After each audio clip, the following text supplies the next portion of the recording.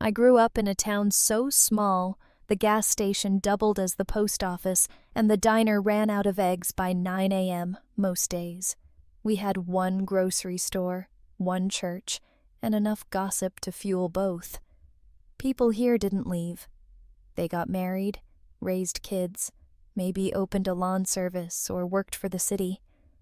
No one flew anywhere. Not really. And certainly not me.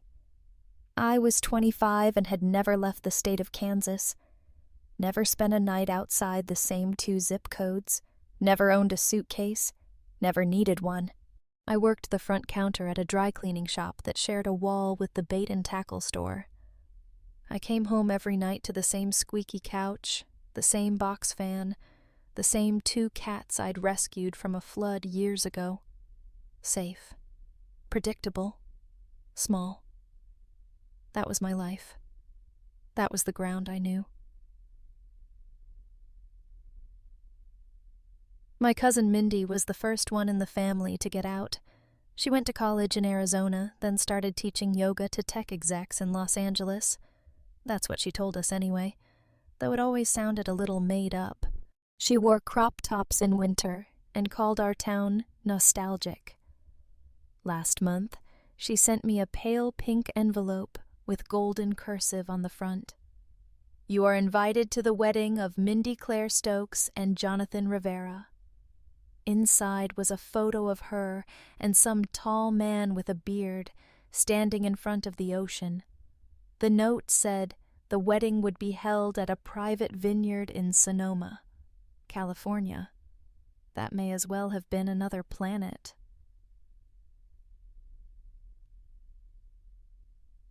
My mom squealed. "You have to go," she said. "She's your cousin, and it's wine country." I didn't drink wine. I didn't fly. I didn't own a dress that didn't come from a discount rack. But I nodded. Because no one says no to my mom when she's already picked out a gift. Then, 2 days later, I got an email. Your ticket has been booked. Mindy had paid for it. Departure, Wichita.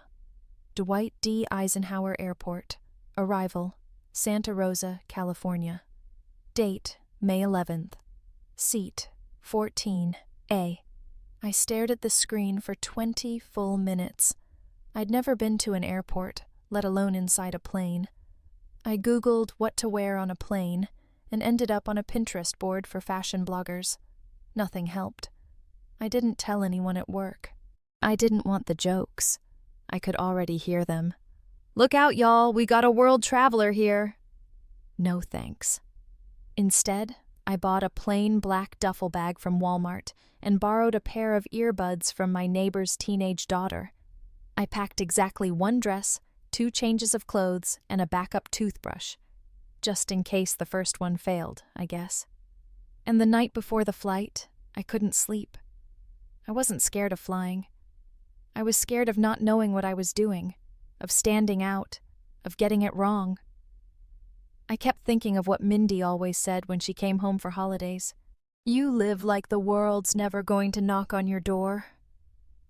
And maybe she was right, but now the world was buzzing just outside it, and it had a boarding pass with my name on it. The airport was bigger than I expected, and colder. Everything echoed. People moved fast, dragging shiny roller bags like they were late for something important. I stood in front of a giant touchscreen that asked if I was checking a bag. I poked at it like it might bite. A man behind me coughed. I stepped aside. A woman in a navy vest told me my gate was Terminal B, 2nd floor, past security. Security. Just hearing the word made my stomach turn. I'd read somewhere you had to take off your shoes. I hadn't worn socks, just flats. My heels were already blistering. I followed the arrows like I was in a maze. The line snaked through ropes like a theme park, but no one was smiling. No music, no cotton candy, just laptops and bins and people sighing. I clutched my ID like a lifeline and prayed I didn't accidentally pack something illegal. What even counted as illegal? A nail file? A travel-sized bottle of shampoo? The TSA agent scanned my ticket, nodded once, and waved me through like I was no big deal. But to me, it was everything. At gate B14, I found a seat near the window and tried not to cry. Not because I was sad, but because I couldn't breathe right. Everything felt too loud, too bright. The announcements, the rolling carts, the beeping. A little girl sat across from me, licking the last of a chocolate bar while her dad scrolled on his phone. She looked like she'd done this 100 times. I felt like an alien in a human suit. When they called boarding, my heart started pounding. Group B. That was me. I stood. My hands were sweating. My duffel bag strap dug into my shoulder. I walked down the jet bridge with people in slacks and AirPods, wondering how everyone else looked so calm. The plane smelled like fabric cleaner and something metallic. I found my seat. 14A. Window.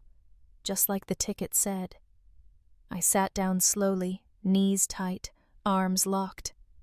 There was a plastic card in the seat pocket that said, "How to prepare for takeoff."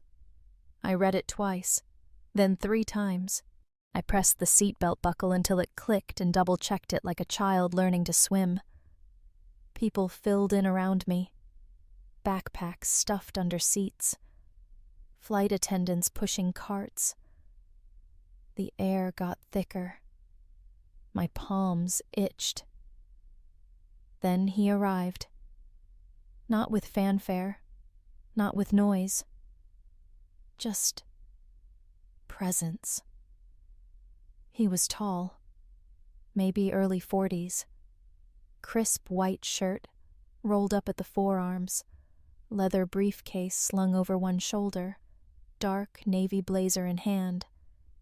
He looked at me, then at the numbers above. "That's 14B, he said, with a voice like velvet filtered through gravel. I blinked. "Oh, yeah. Sorry." I scrambled upright to let him in. My elbow knocked the tray table. He didn't react, just nodded and slid into the seat beside me. I stared straight ahead like a statue. He pulled out a book. Hardcover. No title on the front, just black. Of course he reads hardcover books with no titles.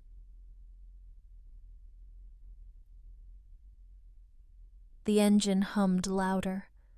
The plane backed away from the gate. I gripped the armrest. The metal felt cold and wrong. My breath shortened. My vision tunneled. Then the wheels lifted. My body betrayed me. I panicked. Not in a cute way. Not in a gasp and clutch pearls way. I reached for something. Anything. And my hand landed on him. Not his armrest. Not his sleeve. His thigh. Firm. Warm. Definitely not a seatbelt. Time stopped. I froze, hand still pressing down, skin against smooth wool slacks. He turned slowly, like he wasn't surprised. Like this had happened before, though I doubted it had. His eyes were slate gray, steady, the kind that didn't startle easily. "That's not the armrest," he said quietly. My mouth opened, but nothing came out. My heart was sprinting. "I'm sorry," I whispered. "I didn't mean... I got scared and..." He raised one hand, palm out, like a traffic cop stopping a runaway sentence. "It's fine," he said, not unkindly. "First flight?" I nodded, still too stunned to let go. He looked down at my hand, still on his leg, then back at me. "You can hold on," he said. "Just maybe not so tightly." I yanked my hand back like I'd touched fire. He gave the faintest smile. Not amused, not smug. just human. The plane leveled out. So did my breathing. But I didn't look at him again. Not yet. I turned to the window instead and watched the clouds. But all I could feel was the ghost of my hand still resting on the wrong thing. We didn't speak for the first 10 minutes. The cabin lights dimmed. The pilot said something cheerful over the speaker. Something about clear skies and a smooth ride. But my ears were still ringing from the embarrassment. I kept my hands firmly in my lap, fingers laced together like a prayer I didn't know how to say. The man beside me, seat 14B, didn't seem bothered. He turned a page in his book like nothing unusual had happened. No thigh had been grabbed. No girl had nearly cried in his personal space. He had a watch. Not the digital kind. The real kind. Gold rim. Black leather strap. It looked older than me. I tried not to glance again, but there was something different about him. Not in a flashy way. Just a quiet sort of certainty. Like he didn't second-guess himself the way the rest of us did. I finally whispered, "I'm sorry." Again. I didn't mean to, well, you know. He didn't look up, just said calmly, "You're not the first person to panic on a plane." I blinked. "I'm guessing I am the first to mistake your leg for an armrest, though." That got a smile. Brief. Real. He closed the book but didn't tuck it away, just rested it in his lap. "First flight?" he asked. I nodded. "First time doing anything that requires a boarding pass." "You're doing all right." I gave him a look. I grabbed a stranger's thigh mid-takeoff. He shrugged. "I've had worse seatmates." I cracked a nervous smile. It felt foreign on my face, like I hadn't worn it in a while. We sat in silence for another stretch of time, the kind of silence that wasn't awkward, just paused. I turned toward him. "Do you fly a lot?" He nodded once. "Often enough that I don't hear the engines anymore." "Must be nice." "It gets old." Something in his voice shifted then. Not cold, not sad, just distant. "What do you do?" I asked, realizing too late it might be too forward. He didn't hesitate, but he didn't answer directly either. "Business," he said. "Lots of meetings, rooms with glass walls and bad coffee."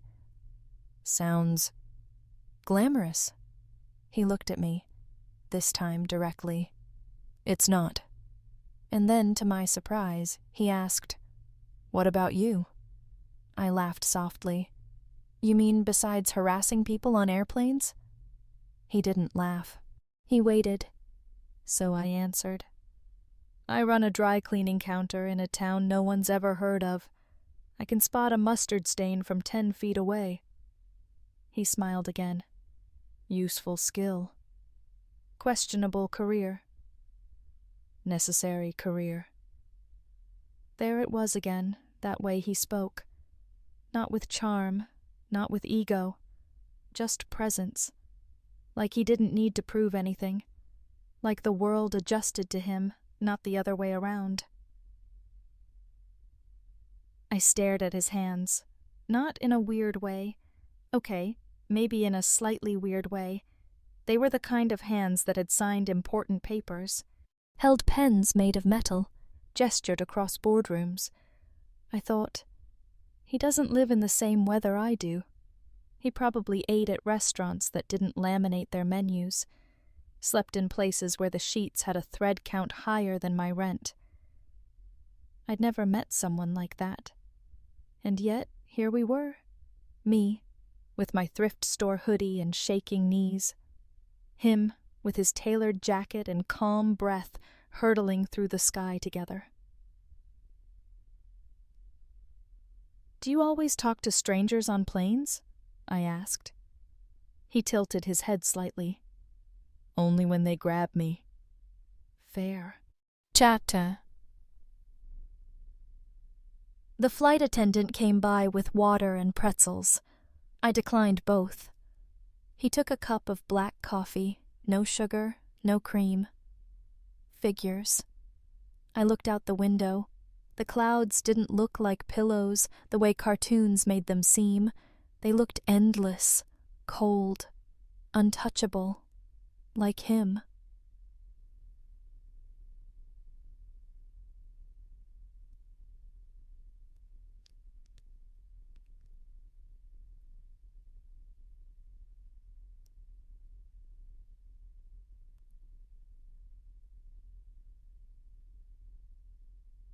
But when I glanced sideways again, he was already watching me, not staring, just noticing, and for a moment I forgot about the altitude.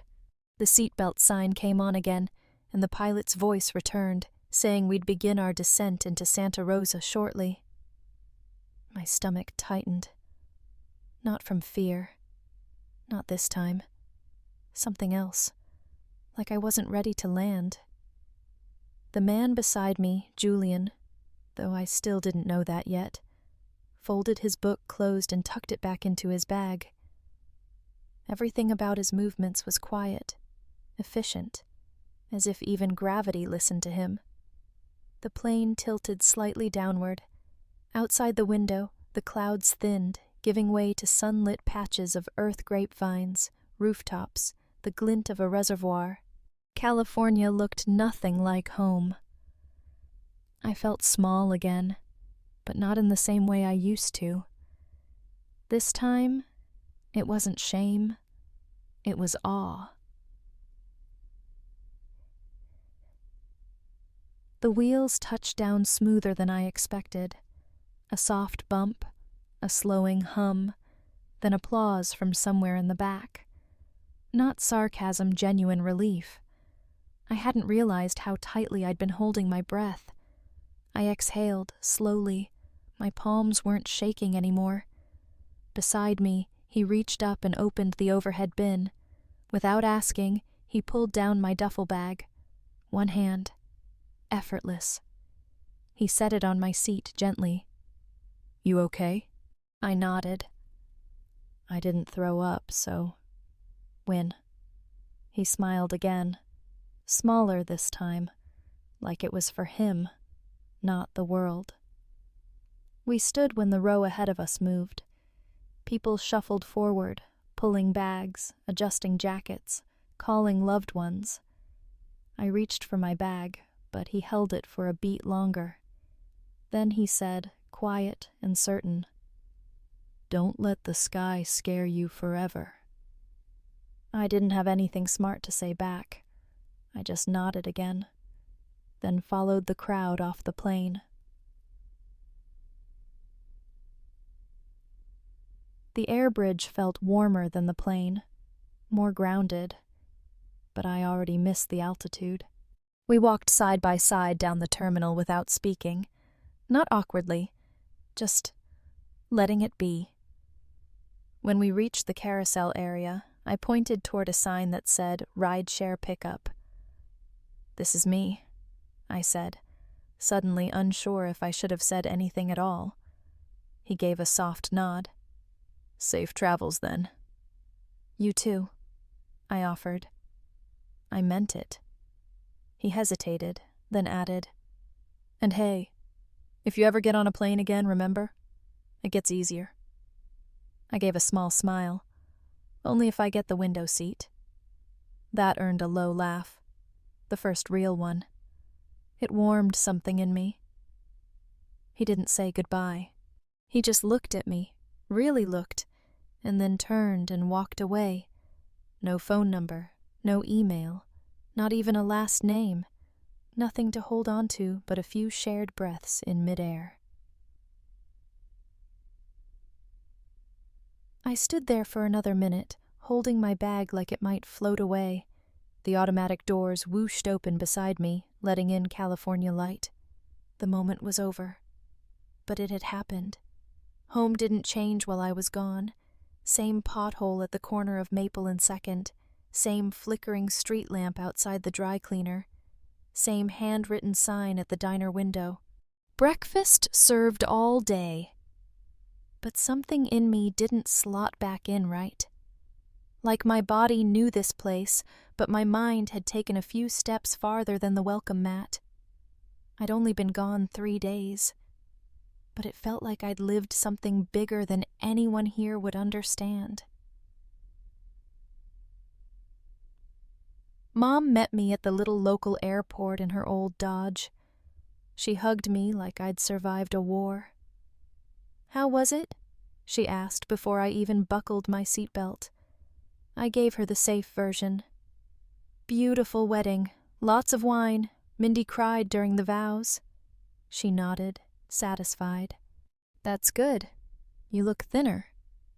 I smiled and turned toward the window. What I didn't tell her was that the part of the trip that stayed with me had nothing to do with the wedding. Nothing to do with Mindy or vineyards or even California. It was 14B. I didn't know his name. Not yet. But I kept replaying that flight like it was a movie only I had access to. The sound of his voice, the steadiness in his hands, the way he said, "Don't let the sky scare you forever," like it wasn't just about planes.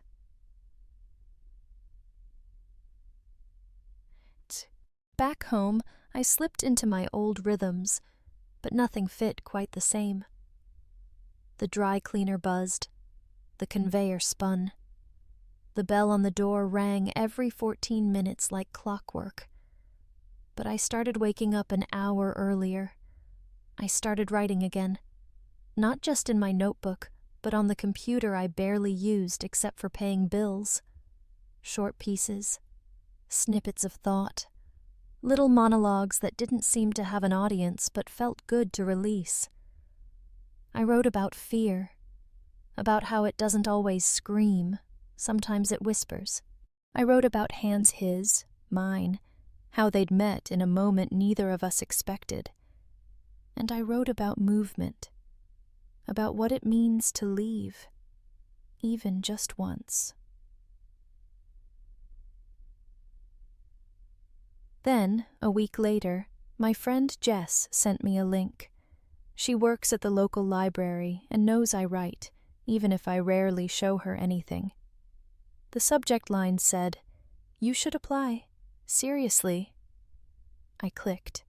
It was for a grant program called Women Creating Westward, an 8-week residency in Oregon, for women from rural towns who wrote, painted, filmed, or made anything with heart.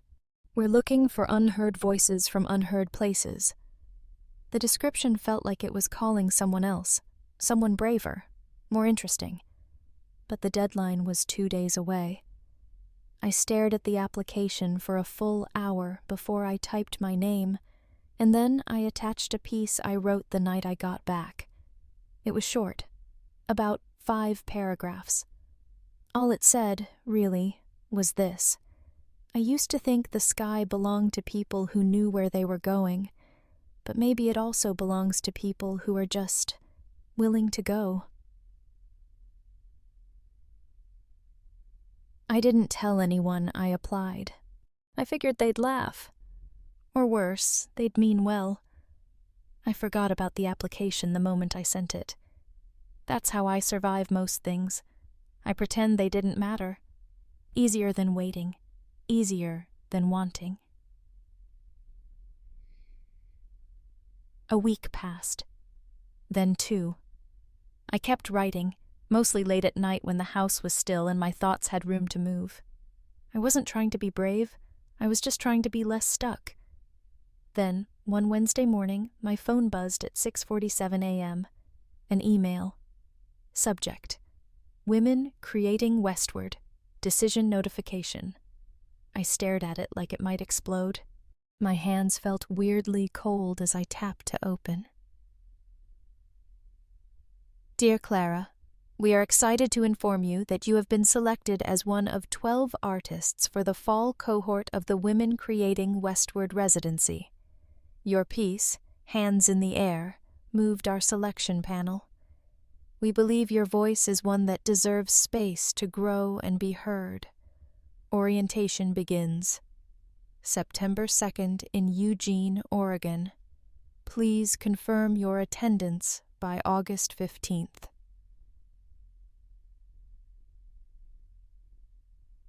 I reread it 3 times.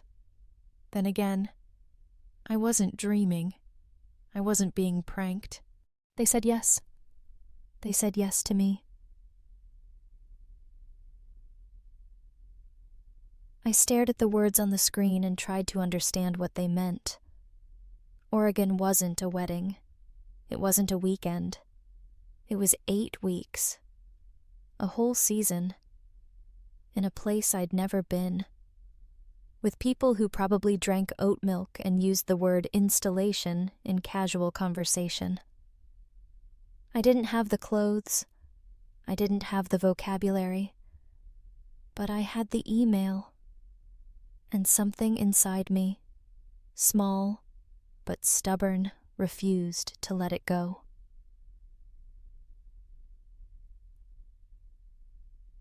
I told my mom that night. She paused the TV, blinked at me, then said, "Well, you can't turn that down." I smiled, but it didn't quite reach my chest yet, because saying yes meant flying again. Another airport, another seat, another chance to panic and grab something I shouldn't. But I wasn't the same girl who'd flown to Sonoma with a borrowed duffel and trembling hands. Not entirely. I pulled up a map of Eugene. I Googled the campus where the residency would be hosted. It looked like a postcard, trees with red leaves, open patios, studios with big windows. I clicked through profiles of past fellows, poets, painters, a sculptor who worked with scrap metal and grief. All of them seemed like real artists. I still felt like a tourist in someone else's dream, but I booked the ticket anyway. Seat 16A. Another window seat. Sen. In the weeks leading up to the trip, I made lists. Practical ones. What to pack, how to get from the airport to the housing, where to find the closest pharmacy in case I got a sinus infection. And then the other list. The real one. It was shorter. 1. Speak up. 2. Say yes. 3. Don't run when it feels like too much. 4. Write something that scares me. 5. If he's there, don't look away. I didn't even know why I wrote that last line. He wasn't going to be there. This was my thing, my chance. But still. The night before the flight, I repacked my bag 3 times. I printed out the email, folded it neatly, and tucked it into the front pocket of my journal. Proof that someone saw me, that something was happening. I curled up on my bed and stared at the ceiling. 10. This time, I wasn't just afraid. I was curious. About the world. About what I might become. About who I could be when I stopped living like the safest thing was silence. The welcome hall smelled like fresh paint and brewed coffee. Rows of chairs faced a small stage flanked by abstract art and long-stemmed plants I couldn't name.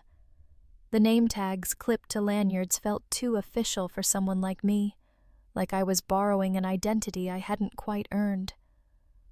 My hands were cold again. I sat near the back, clutching the schedule like it might tell me how to breathe. Opening remarks. 9:00 a.m. Keynote speaker. Julian R. Pierce, board chair, WCW. I didn't register the name at first. It was just another line of text in a bold font. until the lights dimmed and he walked on stage, and I stopped breathing. It was him. 14B blazer, watch, calm like a lake with no wind. Except now he had a microphone, a spotlight, a title, Julian R. Pierce. The man I accidentally grabbed mid-takeoff was the one running the entire program. My stomach flipped like a switchblade. He stood at the podium and spoke with ease about rural voices, about silence as resistance, about why creative women needed rooms with doors that locked from the inside so they could think without interruption. I heard the words, but all I could feel was heat crawling up my neck. He didn't look nervous. He looked in charge, like this was his element, like everything fit. I sat frozen in a metal chair, praying he wouldn't look my way, hoping he wouldn't recognize me, also hoping he would.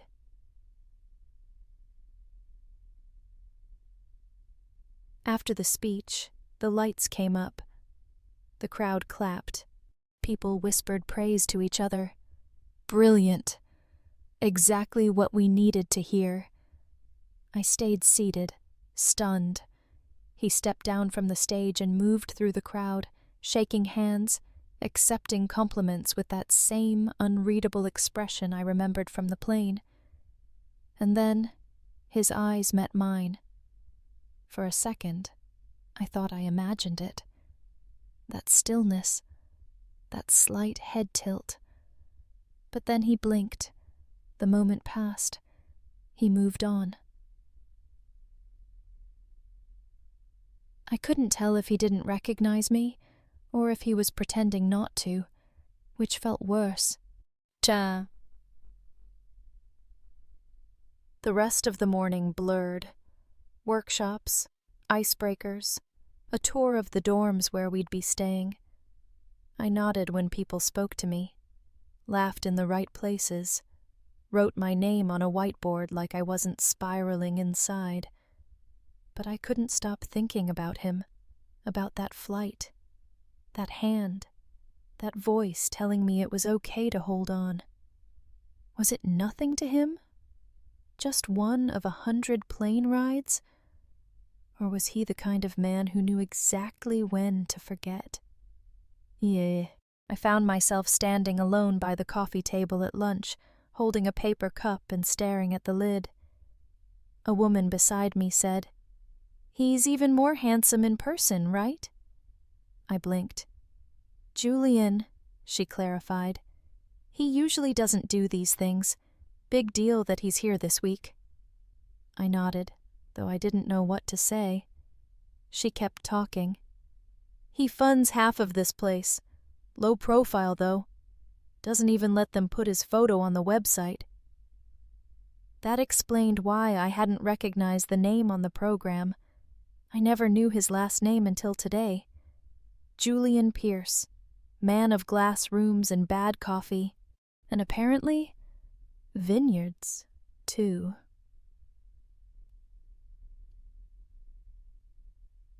Later that night, I lay in bed staring at the ceiling fan. The room was plain but warm. A desk, a window, a little corkboard with a pinned quote, "Art begins where certainty ends." I wondered what Julian would say to that. I wondered if he remembered my voice, or just my panic, or if I was just another face he let slip through his memory to make room for more important things. On the third day of the residency, they asked us to submit a short piece for feedback.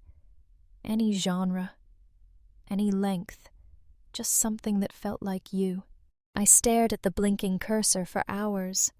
Everyone else seemed to know exactly who they were. There was a woman from Vermont who wrote eco-poetry, a mother of 3 who was working on a novel about lineage and land. Even the sculptor from Boise submitted a handwritten essay on grief and steel and fathers who don't hug back. I had no idea what to offer. All I had were fragments, pages filled with small, incomplete thoughts, half-shaped sentences that sounded too delicate to speak aloud. But around midnight, I opened the folder on my desktop labeled Not Ready, and I clicked on something called Window Seat. It wasn't a story. Not really. Just a letter to no one. About flying. About fear. About what it meant to touch someone by accident and feel safer. Not ashamed. I didn't name him. I didn't need to. Chulma. The next morning, I printed it out. 3 double-spaced pages. No title on top. I slid it into the submission box outside the studio door, cheeks burning. Immediately regretted it. I tried to act normal the rest of the day. Drinking bad coffee, taking notes in a panel discussion about artistic self-doubt, nodding earnestly as if I weren't dying inside.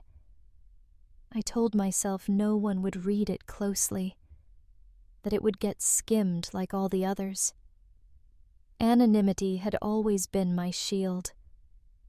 But that afternoon, during studio hours, I found something taped to the door of my workspace. A small sheet of paper torn from a notebook. The handwriting was neat, slanted, careful, masculine. Clara, don't look away. You have something real. J.P. I held the note like it might disappear if I breathed too hard.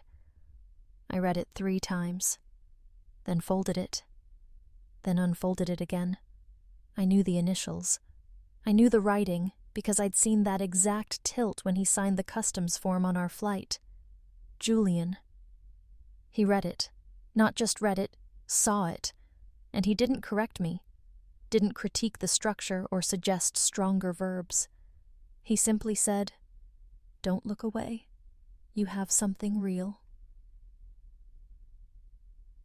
I didn't know what to do with that, with being seen, not pitied, not patronized, not applauded for surviving or for being brave, just seen for the words I wrote, for the quiet truth inside them, and maybe for the part of me that still hoped someone would notice without me having to beg. That night, I lit the tiny desk lamp and opened a new document.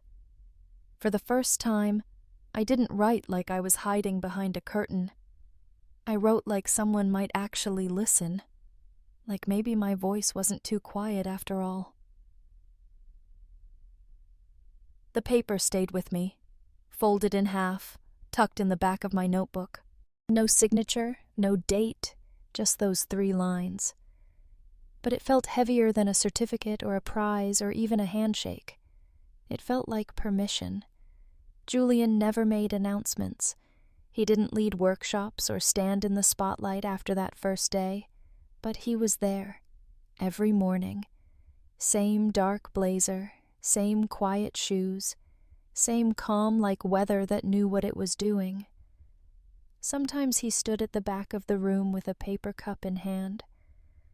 Sometimes he walked the garden path just before breakfast, pausing to read something on his phone. Never hurried, never loud, always present. Like gravity, not the kind that drags you down, the kind that keeps you from floating off. I started noticing the details, how he took his tea, not coffee, despite the first flight. Earl Grey, no milk, always hot, always in a ceramic mug with one chipped corner. How he always nodded once when someone greeted him, but never made them linger. how he paused by the studio doors mid-morning, just long enough to glance at the bulletin board without pretending he didn't care. Little things. Nothing headline-worthy. But I noticed. And quietly, I started waiting for them. Data. There was a stretch of sidewalk between the kitchen and the workshop that only caught morning light for about 20 minutes. That's where I first saw him standing alone, one hand in his coat pocket, the other holding a mug like he actually needed its warmth.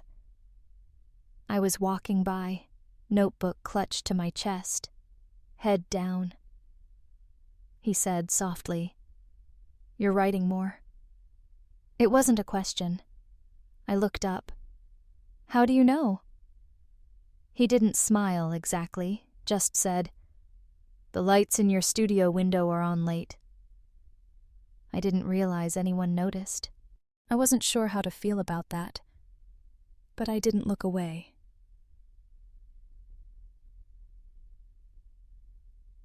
After that, it became routine.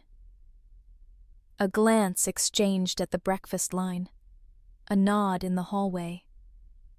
Once, he held the door open a few extra seconds when I was too deep in thought to notice my shoelace was untied. And on Wednesdays, always Wednesdays, he left behind a small glass jar of local honey by the tea station. No one said it was him, but I knew. I knew the handwriting on the label, the same slope, the same neat restraint. I didn't talk to him much, not really. We never sat together, never had a proper conversation, but it was enough to be noticed, to be witnessed, not as a project, not as a mistake, just as someone trying. And in the smallest, strangest way, I began to look forward to mornings, not because they were new, but because they repeated.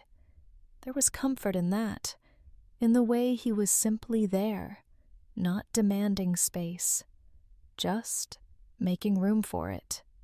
That Friday night, the program hosted a film screening in the community hall, a documentary about Appalachian women rebuilding a town one mural at a time. It was quiet and beautiful and full of chipped paint and inherited grief. Everyone clapped when it ended. But it wasn't the kind of story you talk about right away. It lingered, left you a little softer.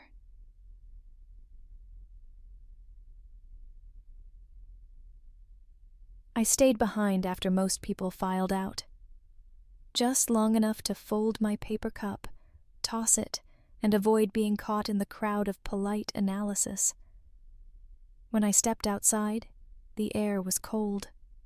Colder than usual for October. The path back to the residential wing wound through a small garden and a line of old pine trees that whispered even when the wind didn't blow. That's where I found him. Or maybe he found me. Julian was standing near the gravel edge, hands in his coat pockets, staring out into the nothing like it might answer a question. He turned slightly when he heard my steps. "Couldn't sleep?" I asked. "Didn't try," he said. I stopped a few feet away. The silence stretched, but it didn't break. He didn't move. Neither did I. Then, gently, he asked, "Walk a bit?" We walked in silence at first. Gravel underfoot. The soft click of his shoes, the quieter shuffle of mine. It wasn't awkward. It was the kind of silence that only happens when two people know how not to fill space just to avoid it. We passed the edge of the pines, reached the footbridge that crossed a dry creek. The moon was low but bright, brushing everything in silver. That's when I said it. Low, steady. "Do you remember me?" He didn't stop walking, but he turned his head slightly, eyes on me. I never forgot. It hit me harder than I expected. I didn't realize I'd been bracing for the opposite. That he would say he meets too many people. That the flight blurred into others. That I was just one awkward girl who grabbed the wrong armrest. But he remembered, and he said it like it was never in question. We walked a few more paces. Then he added, almost like a confession, "You were the first person in years to touch me without asking." I blinked. "Sorry about that." He half smiled. "Don't be." Tja. I stopped at the edge of the trail. The trees thinned here. You could see the roof of the studios from this angle, lit up faintly from within like a lantern. I looked at him. Really looked. Same eyes, same calm, but not untouchable anymore. "I didn't think you recognized me," I said. He met my gaze. "I wasn't sure if you wanted me to."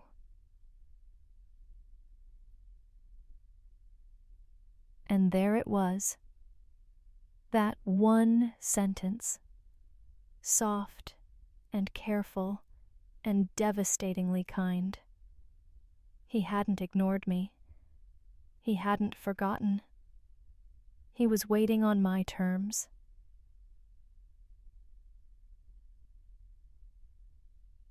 I swallowed the knot rising in my throat. "No one's ever said that to me," I whispered. He tilted his head, but didn't push. Didn't ask what I meant. Just let it hang there, like breath between us.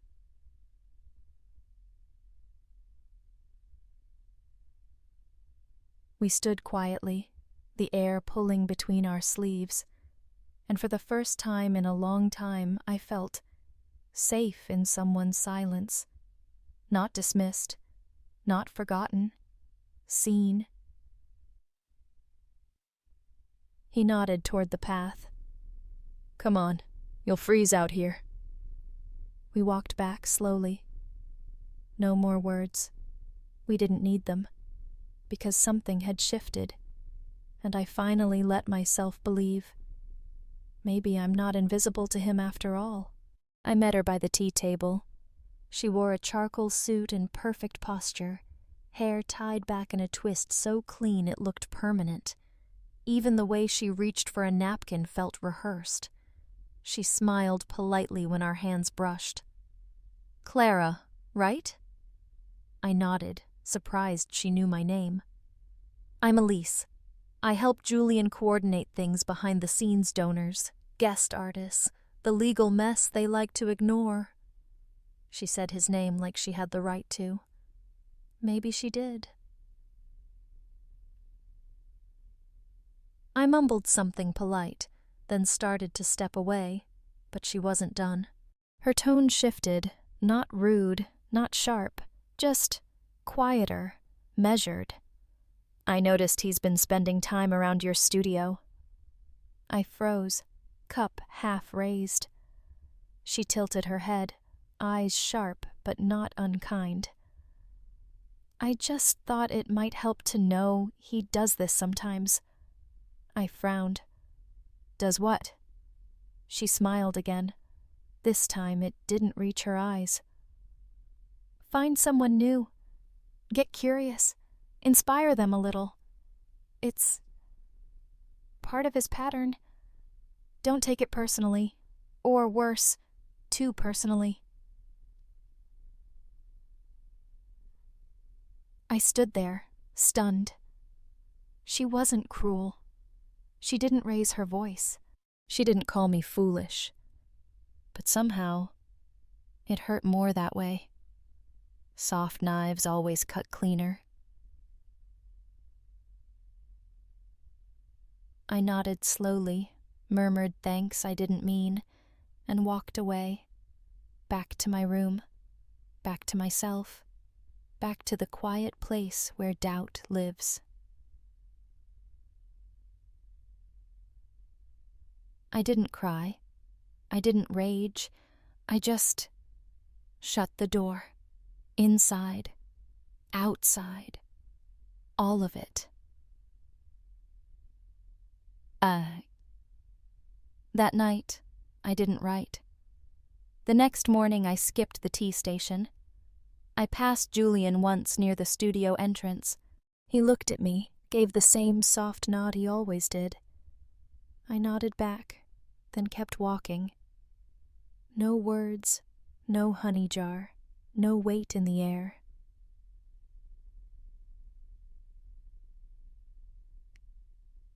For the first time since arriving, I didn't turn in a writing sample during workshop rotation. My mentor noticed, asked gently if everything was all right. I told her I was just sitting with the work. She smiled like she understood. She didn't. Truth was, I wasn't writing because the words didn't sound like mine anymore. They sounded borrowed, hopeful. And hope, I'd just been reminded, is expensive. Too expensive for someone like me. I avoided the places I used to wait for him. No more garden benches, no more glances at the walkway during golden hour. And when I passed him in the hallway again 3 days later, I didn't stop. He didn't either. Maybe he felt it. Maybe that was the point.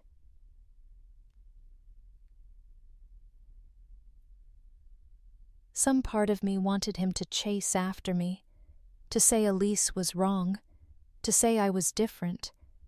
But he didn't, and I couldn't ask, because people like me don't ask men like that to explain themselves. We just retreat, quietly, elegantly, if we can manage it, invisible again, if we must. The envelope was waiting on my studio desk. No name on the front, just my handwriting, taped back onto a plain manila folder like it had found its way home without needing directions. Inside, 2 things: a thin chapbook of poems, printed, bound, minimal cover design, and 1 page of my own writing, handwritten, in pencil, something I'd scrawled weeks ago in the margins of a journal and never meant to share. Chatty. I stared at it for a long time. The poems weren't mine. They were his. Not published. Not formal. Just quiet verses about stillness, weight, gravity, and air. I turned to the last page. That's where I saw it. My own handwriting, recopied in graphite, but it wasn't a photocopy. Someone had rewritten it by hand, line by line. My words, my phrasing, the exact rhythm I'd forgotten I ever let myself use. And beneath it, in neat, unmistakable script, don't silence the voice that tried so hard to speak. Said. I didn't cry, but my throat burned like I had. He had found something I'd buried. Not just found it, but cared enough to write it out again, like it was worth holding on to. Like it was already a kind of literature, not a draft, not a mistake, a voice. My hands trembled slightly as I folded the page back into the envelope. I couldn't explain the feeling. It wasn't flattery, it wasn't fear exactly. It was something raw.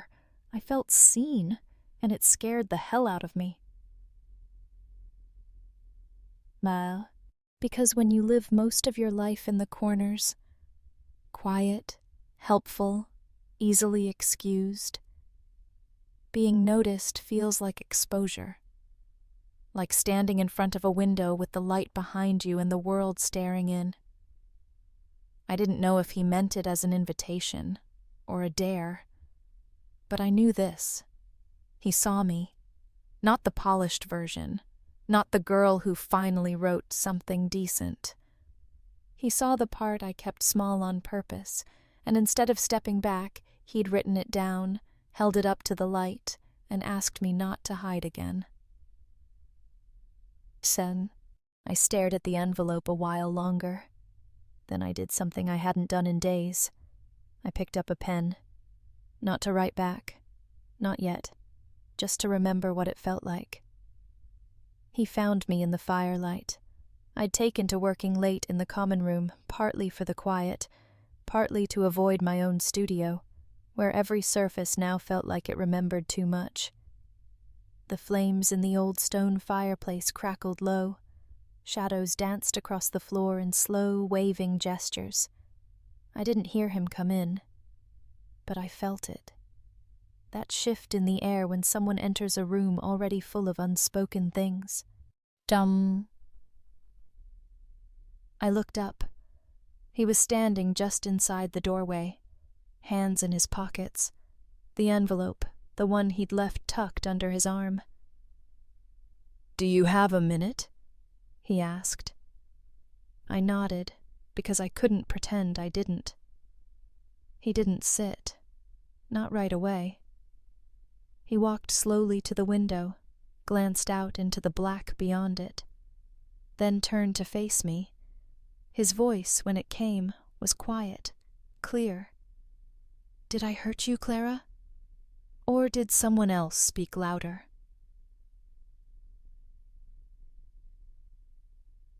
It wasn't what I expected. He didn't ask what was wrong. He already knew. I swallowed. My throat felt dry. "I thought I knew where I stood," I said. And then I didn't. He didn't interrupt. So I kept going. I'm used to being the kind of person people forget, or help once, then move on from. When Elise said when she implied I was just another project, another phase. "You believed her," he finished. I nodded, because it made more sense than the alternative. And then, he sat then, not across from me, but nearby, close enough to hear my voice if it dropped. "Which is what?" he asked. That maybe I wasn't just a passing interest. He leaned back slightly, watching me. "You think you're not worth more than passing interests?" I laughed. Once. Bitter. "It's not what I think. It's what life keeps teaching." "Oi." He was quiet a moment. Then he said carefully, "Do you want to know something about me?" I looked up, surprised. He rarely talked about himself. He continued, "I grew up in a house where silence was currency. You only spoke if you had something perfect to say. Everything else was a liability." He paused, looked straight at me. So I got good at being silent. And I got good at disappearing after things got real. My breath caught. "Then why didn't you disappear this time?" He looked almost surprised by the question. Then, "Because this time I saw someone trying to speak, and I knew what it would cost her." The fire popped softly beside us. I said nothing. There was nothing clever to say, only something honest.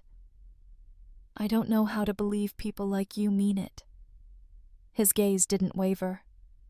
"I'm not asking you to believe yet. I'm just asking you not to vanish before you know if I do." Silence settled between us again, but this time it wasn't avoidance.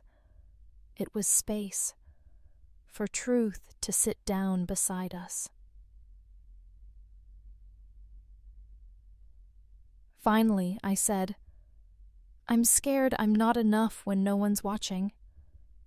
He didn't flinch. didn't rush to contradict. He just nodded. "I know that fear," he said. "But someone seeing you, truly seeing you, doesn't mean you're only real in their eyes.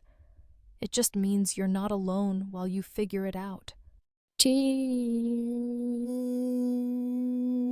I blinked. The tears didn't fall.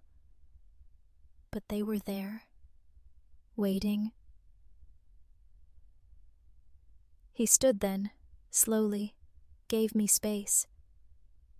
"I'll leave you to your fire," he said gently. I looked at him. "Thank you for the poems and the envelope." He nodded once, then walked out without looking back.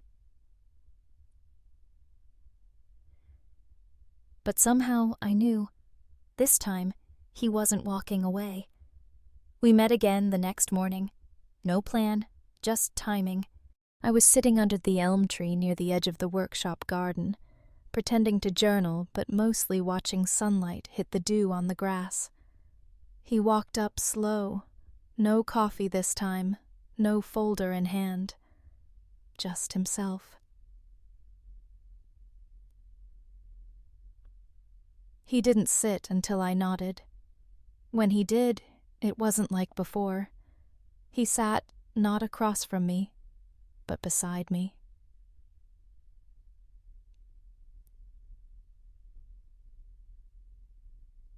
"I used to think being impressive would protect me," he said, without preamble. I turned my head, surprised. He didn't look at me, just watched the sky shift through the branches. "I worked hard, built things, made money, hid behind titles and travel and the kind of solitude that makes people think you're mysterious when really, you're just scared." I didn't interrupt. He kept going. "My father ran out of money and pride in the same year. My mother taught piano until her hands gave out. I didn't inherit anything but the belief that if I didn't become more, I'd disappear." He finally turned toward me. "I wasn't born into this. I built it. And then it built walls around me." I swallowed, quietly, sitting with his arms folded, not closed off, just relaxed, watching, listening to every person, not just me.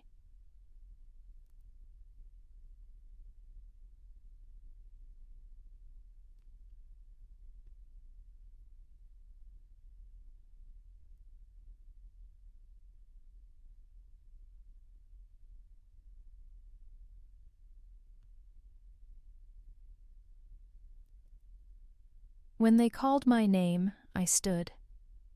Not quickly, not like I was eager, but not like I was hiding, either. My boots thudded softly against the wooden floor as I walked up. My hands didn't shake. Not like before. The poem I held was called "The Sky Between." I hadn't written it for anyone. Not for Julian. Not for the committee. Not even for the version of me that boarded a plane months ago, heart in her throat. I wrote it for the girl who once whispered her thoughts into notebook margins and hoped no one would find them. I wrote it for her, for me.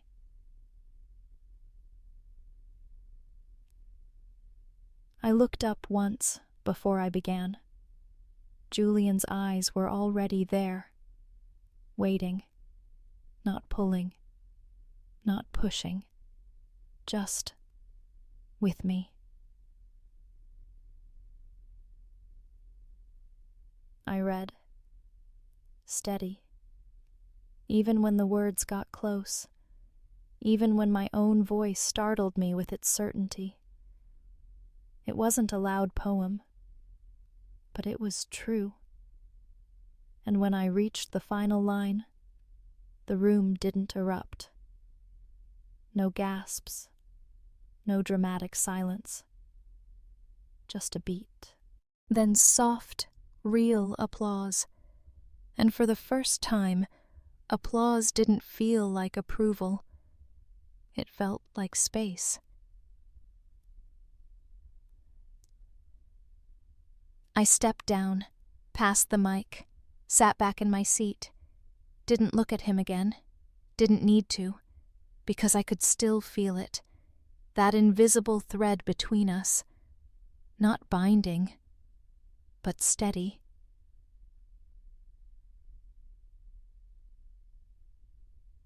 Later, people came to say kind things, compliments, fragments of praise. Some mentioned the language, others said they'd felt something shift.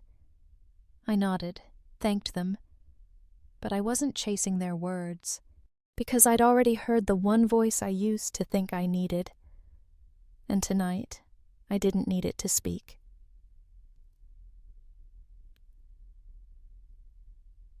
I found my way back to the garden path alone. The moon was only a sliver this time, but I wasn't afraid of the dark, not anymore. The air had cooled just enough to make me pull my sweater tighter as we walked. The reading was over, the chairs were folded, the room swept and dimmed. People lingered in small circles, finishing their wine, saying soft goodbyes that didn't yet feel final. But we slipped away. No announcements, no goodnight to the group. Just us, on the same gravel path we'd walked weeks ago, the one that led nowhere in particular. This time, our hands found each other without hesitation. No searching, no accidental brushes, just presence, just warmth. We didn't talk for the first few minutes. We didn't need to. The quiet between us wasn't filled with questions anymore.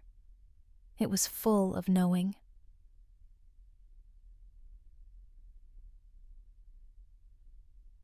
The moonlight filtered through the pine trees. The same trail, same stillness, but I wasn't the same girl walking it. I was steadier, not louder, not braver in the obvious ways, but more here, fully. He glanced at me once. His thumb brushed gently against the inside of my wrist, and then, with that calm he always carried like a second skin, he asked, "Would you try flying again?" Chum. I smiled before I even turned to him, not because it was a romantic line, not because it was meant to be anything more than what it was, but because he asked it like he meant it. Not just the flight, but everything that comes with stepping off solid ground again. Some just end with two people walking side by side, finally brave enough to hold on, not because they need to, but because they want to.